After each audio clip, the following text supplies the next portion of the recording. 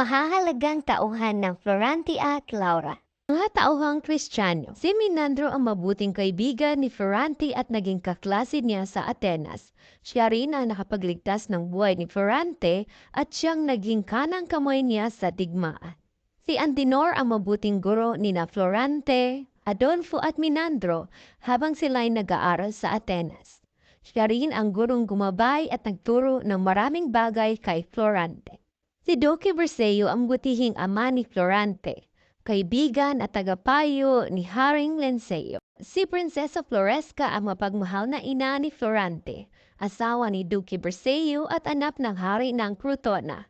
Namatay siya habang nag-aaral pa lang si Florante sa Atenas. Lenceo naman ang ama ni Laura at hari ng Albania.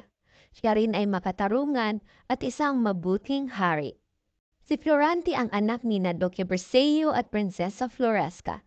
Siya rin ang magiting na general ng hukbo ng Albania at nagpabagsak sa 17 kaharian bago siya nalinlang ni Adolfo at naipatapon sa gubat. Si Laura ang anak ni Haring Lenceo. Siya rin ang magandang dalagang, hinangaan at hinangad na maraming kalalakihang tulad ni na Adolfo at Emir.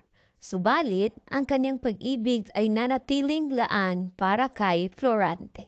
Si Conde Adolfo ay isang taksil at naging mortal na kalaban ni Florante mula nang mahigitan siya nito sa husay at popularidad noong nag-aaral pa sila sa Atenas. Si Minali po ang pinsan ni Florante at nakapagligtas sa buhay nito mula sa isang buwetre noong siya'y sanggol pa lamang. Si Conde Sileno naman ang ama ni Adolfo na taga-Albania, mga tauhang Moro. Si General Osmalik ay isang magiting na general ng Persia na namuno sa pananakop sa Crotona subalit natalo at napatay ni Florante. General Miramoli naman ang general ng Turkey ang namuno sa pagsalakay sa Albania. Subalit, nalupig ni na Florante at ng kaniyang hukbo. Si Sultan Ali Adab ay isang malupit na ama ni Aladdin at siya ring naging kaagaw niya sa kasintahang si Florida.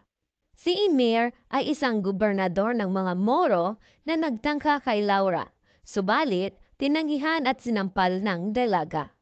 Siya rin ang humatol na pugutan ng ulo si Laura, subalit nakaligtas dahil sa maagap na pagdating ni Florante. Si Aladdin ay isang gererong Moro at prinsipe ng Persia. Naging kaagaw niya ang ama sa kasintahang si Florida, kaya't pinili niyang magparaya at maglagalag sa kagubatan. Si Florida ang kasintahan ni Aladdin at tinangkang agawin ng amang si Sultan Ali Adab. Tumakas siya sa gabi ng nakatakdang kasal sa Sultan upang hanapin ang kasintahan. Nailigtas niya si Laura sa kamay ni Adolfo nang panain niya sa dibdib at namatay ang buhok.